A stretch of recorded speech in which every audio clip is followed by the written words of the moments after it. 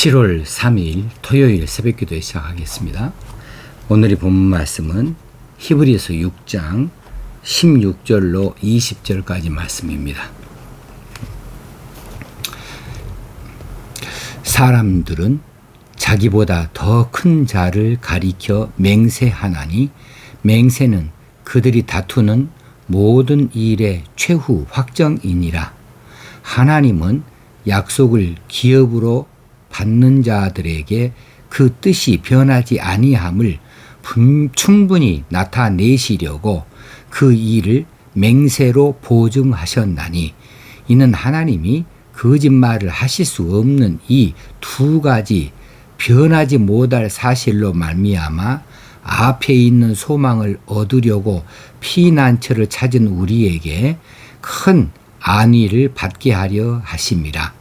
우리가 이 소망을 가지고 있는 것은 영혼의 닷 같아서 튼튼하고 견고하여 휘장 안에 들어가나니 그리로 앞서 가신 예수께서 멜기세덱의 반차를 따라 영원히 대제사장이 되어 우리를 위하여 들어가셨느니라. 아멘. 어제도 말씀드린 것처럼 약속을 지키기 위하여서 이제 보증하는 것이 바로 맹세죠. 이 맹세는 무엇인가를 앞에다 두고 해야 맹세답지요. 내가 이것을 반드시 지키겠다, 이대로 따라하겠다, 이렇게 약속을 할 때 따르지 아니한다면 어떻게 할 것인가? 거기에 대하여서 이제 보증하고 증거하도록 하는데, 그 일을 두 사람 사이에서 하게 된다면 두 사람보다는 더 힘있는 법 앞에서 하든지 힘있는 자 앞에서 해야 이게 이 맹세가 가치가 있는 것이지요. 그 이야기를 16절에서 해주고 있습니다. 만약에 참새와 뱁새가 서로 간에 약속을 하는데 이 약속이 꼭 지켜지도록 하기 위해서 누구 앞에서 맹세를 해야 된다 한다면 참새와 뱁새보다는 더 강한 존재 앞에서 해야 되죠. 그러니까 참새와 뱁새가 독수리 앞에서 서로 간에 약속을 이야기하고 거기에 대해서 그 앞에서 맹세를 한다고 한다면 이것은 합당하지요. 왜냐하면 독수리가 참새나 뱁새를 얼마든지 제압할 수 있고 더 강하기 때문에 그렇습니다. 그런데 하나님께서 사람들에게 약속을 하시고 그 기업을 받을 자들에게 하나님의 약속을 반드시 이루시겠다고 이제 맹세를 할 때에는 하나님보다 더 높은 이가 아니 계시니 하나님이 어쩔 수 없이 하나님 자신의 이름을 걸고 자신에게 맹세하셨다는 것을 어제 본 바가 있습니다. 하나님께서 굳이 이렇게까지 하시면서 자기 백성들에게 약속을 하셔야만 하는가? 하나님 뭐가 아쉬워서 그래 하실 것인가? 하나님 그렇게 해서 얻을 것이 또 무엇이 있을 것인가 하는 생각이 들어지지 않겠습니까? 자, 하나님께서는 굳이 이렇게 하시는 것은 자기 백성들에게 약속하신 그것이 꼭 그렇게 이행하겠다고 하는 확신을 백성들에게 주기 위해서이지요. 그래서 그 백성들이 맹세하신 그 하나님의 그 약속으로 인하여서 조금이라도 더 하지 않겠는가. 그래서 그 확신을 주시기 위해서 하나님이 그처럼 맹세를 하고 하는 것을 하시지 않습니까? 그렇다면 하나님이 하신 이 맹세는 사실은 하나님을 위한 것이 아니라 바로 의심 많은 인간들, 우리들을 위해서 하신 것이지요. 하나님께서 우리들의 눈높이에서 그렇게 해주셨어요. 하나님은 스스로 언제든 약속을 지키실 수 있는 분이시고 또 지키시는 분이시기 때문에 이런 맹세 따위 같은 것은 필요도 없고 그냥 말씀하시면 되는 것이지만 인간 세계에서는 약속을 어기는 것을 밥 먹듯이 하고 약속 이행을 잘 안 하기 때문에 이 맹세라는 것을 하고, 그래서 하나님께서는 의심 많은 이 인간들을 만족시키기 위해서 인간들에게 하나님의 약속 이행에 대한 확신을 주시기 위해서 이 맹세를 하셨다는 것 아니겠습니까? 그렇다면 하나님은 우리들의 눈높이에 맞추시는 분이시다. 스스로 우리 눈높이에 자신을 맞춰주셔서 우리로 만족해 하시는 분이시다. 우리로 그렇게 이해하도록 만드시는 분이시다고 그렇게 믿을 수 있겠습니다. 하나님은 지극히 높으신 분이시지만은 그 자신의 백성들에게 보여주기 위해서는 스스로 낮추셔서 사람의 몸으로 이 땅에 오시기도 하신 분이셔요. 이 시간에도 하나님께서는 우리들의 눈높이에 맞추시려고 스스로 낮추셔서 우리와 함께하여 계시는 것을 믿으시기를 바랍니다. 어떤 형태로이든지 간에 하나님께서 우리들이 알고 있는 이해의 범주 안에서 우리의 이성 안에 하나님께서 자신 낮추셔서 들어오셔서 어찌하든지 하나님의 존재를 우리로 하여금 깨닫도록 하시고 알게 하시기를 원하십니다. 그래서 그 안에 들어오시는 거죠. 혹시 여러분에게 무엇을 약속하셨습니까? 그 약속을 하나님께서 반드시 지키시겠다 하실 때에 어떤 맹세를 주셨습니까? 성경에 여러 가지 많은 맹세를 주셨는데 그 맹세 자체가 하나님께 가당치 않은 거예요. 그런데 하나님은 스스로의 그 가당치 않는 그런 자존심 상하는 일이시지만서도 그렇지만서도 우리로 어떻게 하든지 더 확신하게 하고 믿게 하려고 깨닫게 하려고 알게 하시기 위해서 그렇게까지 해서라도 우리들 눈높이에 맞추셔서 맹세하시고 약속하시고 그렇게 해주십니다. 그러니 우리 하나님의 말씀을 읽으면서 우리가 그렇게 하나님 그 안에 나타나신 하나님을 받을 수 있어야 되고 볼 수 있어야 되겠습니다. 이제 18절에 넘어가게 되면은 하나님이 거짓말을 하실 수 없는 이 두 가지 변하지 못할 사실로 말미암아, 여기서 두 가지 변하지 못할 사실은 무엇일까요? 이전에 이미 말씀한 그것이죠. 하나님의 약속이고 그 약속에 대한 맹세입니다. 그러므로 약속과 맹세죠. 이 두 가지는 변하지 못할 사실이에요. 약속도 변할 수가 없습니다. 맹세도 변할 수가 없습니다. 하나님 거짓말을 하실 수 없는 이 하나님이십니다. 그런데 하나님이 거짓말을 할 수 없는 이 두 가지 약속과 맹세라고 하는 그것을 우리에게 주신 것으로 말미암아서 우리 앞에 있는 소망을 얻으려고 피난처를 찾은 우리에게 큰 안위를 받게 하려 하십니다. 여기도 문장을 좀 잘 잘라서 보실 수 있으면 좋겠어요.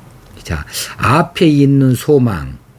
이 앞에 있는 소망이라고 하는 것은 뒤에 있는 소망은 지나가 버린 과거지요. 근데 앞에 있는 소망이야말로 약속이죠. 아직 이루어진 것이 아니니까. 그러니까 앞에 있는 것입니다. 근데 그 소망은 이미 우리에게 제공된 것이고 우리를 향하여 이제 말씀하신 것이 열려 있는 것이지요. 그래서 우리가 그 소망을 알아요. 그것이 무엇인지를. 그 약속이 무엇인지 알아서 그 약속에 우리가 소망을 둘 수 있지 않겠습니까? 그래서 우리 앞에 있는 소망이라고 말해 준 것이지요. 이것을 얻으려고 앞에 있는 소망, 우리 앞에 있는 소망을 얻으려고 할 때 이 얻으려고 하는 해석이 조금 빈약하다. 이렇게 그 주석자들이 적어 놓은 것을 봤어요. 얻으려고 정도가 아니다. 이 단어는 강하게 붙잡으려고 이쯤 돼야 된다. 근데 앞에 있는 소망을 얻으려고 이것은 너무 힘없는 번역이 아닌가 이렇게 말씀한 것을 보면서 그래요. 그러면 이제 좀 강하게 이 단어 의미를 적용을 시켜 본다면 우리가 하나님께서 약속하신 우리에게 약속하신 그것을 그것을 소망을 두고 그것을 강하게 붙잡으려고 우리가 그것을 강하게 붙잡으려고 피난처를 찾았다. 피난하려고 도망하여 나섰다는 이야기죠. 이건 그 피난처를 향하여서 우리가 그 힘들고 어려운 여정을 나갔다는 것을 말해주고 있습니다. 그렇게 피난처를 찾은 우리에게 큰 안위를 받게 하려 함이라.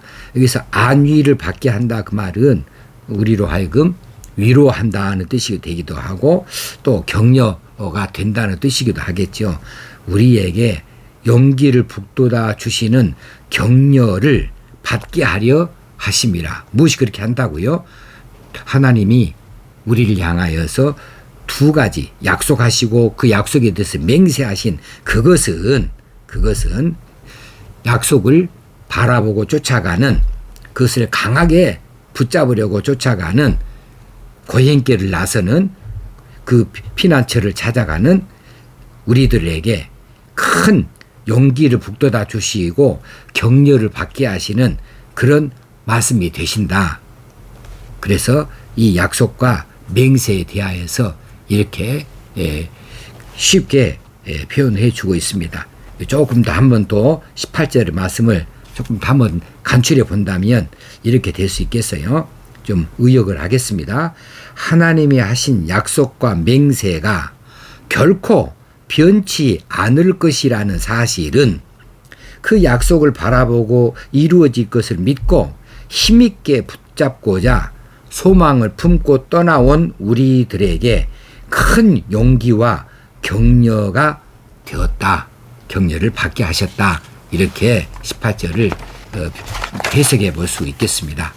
19절로 넘어가게 되면은 우리가 이 소망을 가지고 있는 것은 영혼의 닷 같아서 비유가 나오죠.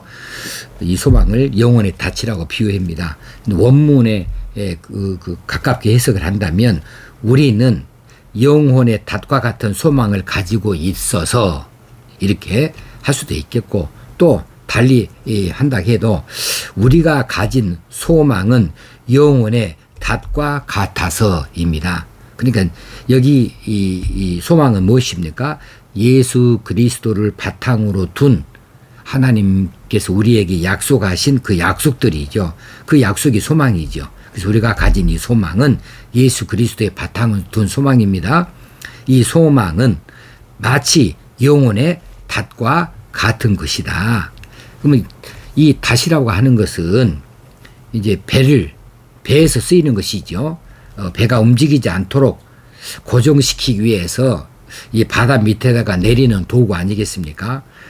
그런데 이 닷을 생각한다면 배가 생각나는 것이고 배가 생각나는 것은 이제 뭔가 여행을 하는 거예요. 떠나고 도착하는 곳이 있는 것이죠. 마치 우리 인생길이 성도들의 인생길은 천성을 향하여서 바라보고 나아가는 항해와 같은 인생이다. 그렇게 볼 수 있겠습니다. 그럴 때에 이 항해길을 나서는 이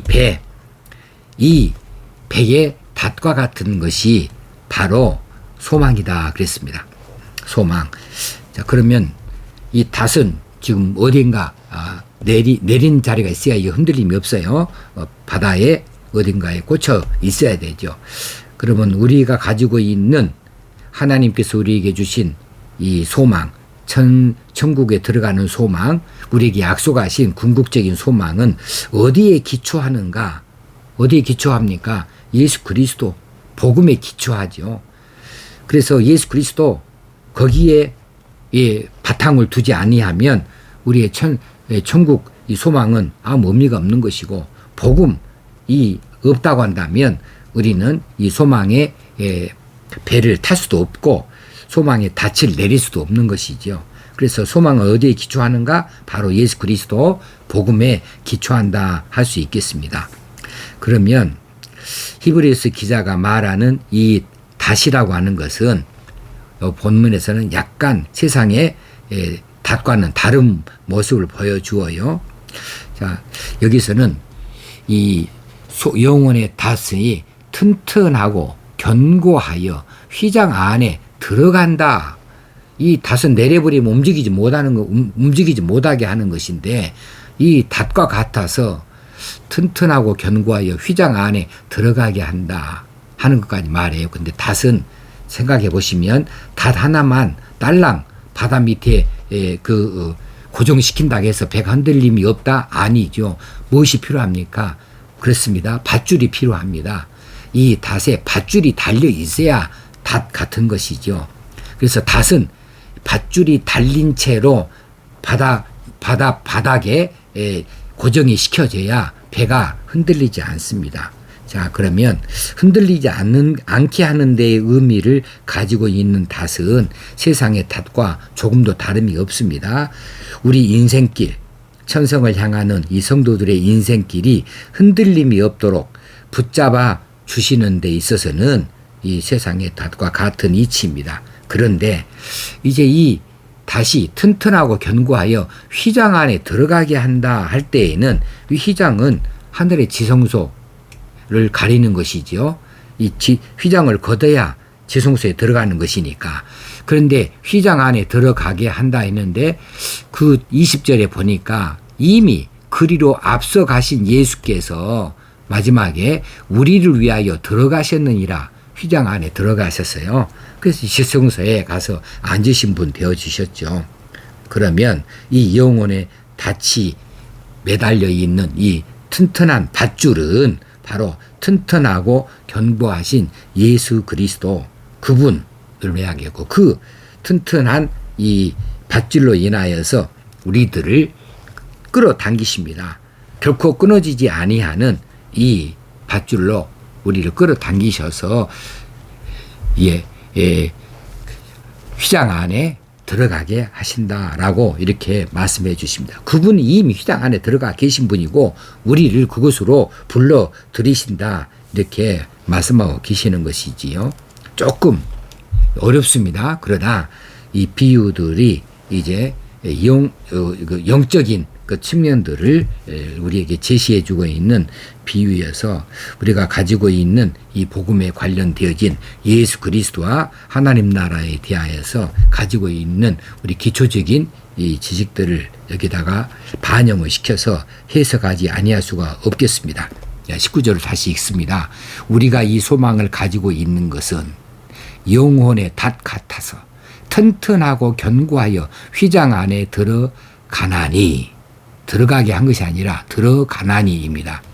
그러면 이 소망을 가지고 있는 거, 이 소망은 무엇으로 보장되어 있습니까? 하나님의 약속과 맹세라는 것으로 결코 거짓말할 수 없는, 변하지 못할 사실이 되어지는 이 소망, 그 소망을 가지고 있는 것은 영혼의 닷과 같은 것이다. 정말 튼튼한 것이고 정말 고정시켜서 우리 삶을 흔들리지 아니하게 하는 것이고, 그리고 튼튼하여서 휘장 안으로 얼마든지 우리를 끌어당길 수 있는 것이 되어진다라고 말씀해 주시고 있습니다.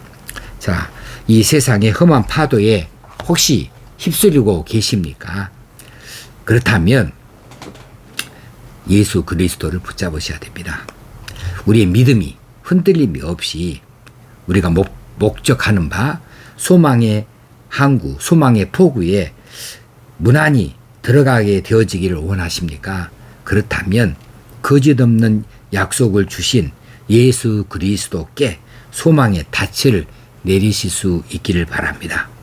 그분은 어떤 풍랑에도 휩쓸리지 않도록 견고하신 팔로 우리를 붙잡아 주시고 튼튼한 밧줄로 당겨 주셔서 은혜로운 보좌 앞 휘장에까지로 우리를 들어가게 하실 분이시기 때문에 그렇습니다. 오늘도 예수 그리스도를 바라보고 예수 그리스도의 이름을 찬양하시는 하루가 되어지기 바랍니다. 내게 주신 소망을 참으로 가치 있는 것으로, 참으로 변함이 없는 것으로, 참으로 귀하고 복된 것으로 이것을 여겨서 이 소망의 가치를 드러내는 오늘 하루의 삶이 다 되어줄 수 있으면 좋겠습니다. 찬송가 488장입니다. 이 몸의 소망 무언가 우리 주 예수 뿐일세.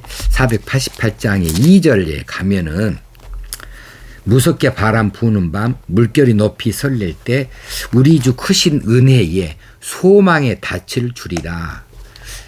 주 나의 반석이시니 그 위에 내가 서리라. 이 절이 오늘 말씀과 뜻이 같다고 봐서 이 찬송을 부르시겠습니다.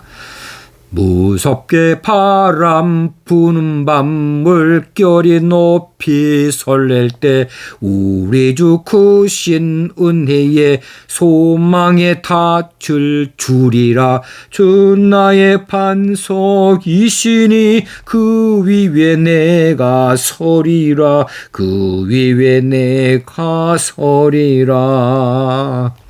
하나님 아버지, 오늘도 우리에게 말씀하여 주신 것을 감사합니다. 이 말씀이 성령께서 들려주시고 또 해석을 시켜주시어서 이 심령 위에 잘 새겨지게 하여 주시고 깨닫게 되어질 뿐만 아니라 이 말씀에 기초하여 우리 믿음이 견고해질 수 있기 원합니다. 무섭게 바람 부는 이 시대입니다. 물결이 심히 높이 설릴 때입니다. 이때에도 우리 하나님은 여전히 살아계시고 우리 구주 예수 그리스도는 여전히 하나님 보호자 우편에 앉으셔서 우리를 바라보고 계신 줄로 믿습니다. 우리에게 소망의 닻을 던져주실 줄로 믿습니다. 우리로 안전케 하시고 흔들림이 없게 하여 주실 줄로 믿습니다. 우리를 튼튼한 밧줄로 이끌어 끌어당겨 주셔서 하나님 보호자 앞 그 휘장에까지 우리가 들어가게 해 주시는 줄로 믿습니다. 오늘 또 이 여정을 힘있게 갈 수 있게 하시고 힘들고 어려울지라도 결코 낙심하지 아니한 채로 감사하면서 나아갈 수 있기 원합니다. 오늘도 하나님께서 주신 이 하루가 복된 하루 되어지고 그리고 가치 있는 날이 되어질 수 있도록 힘껏 나서서 일할 수 있는 저희들 되게 하여 주옵소서. 성령님 다스리고 인도하여 주옵소서.